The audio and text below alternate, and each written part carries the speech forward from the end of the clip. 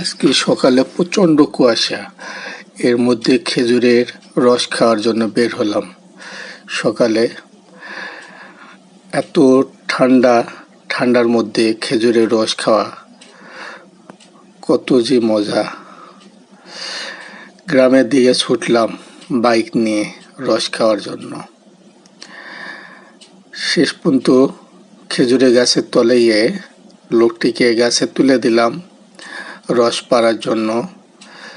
সে গাছে উঠতেছে, সুন্দর করে রস লাগিয়ে রাখছে একটা ড্রামের মধ্যে, যাতে কোনো রকম পোকামাকড় বাদুড় কেউ যেন না আক্রমণ করতে পারে, ঘিরে রাখছে। রস পাড়ে নিয়ে নিচে নামতেছে অনেক সাবধানে একটা বাঁশের খুঁটির উপর দিয়ে।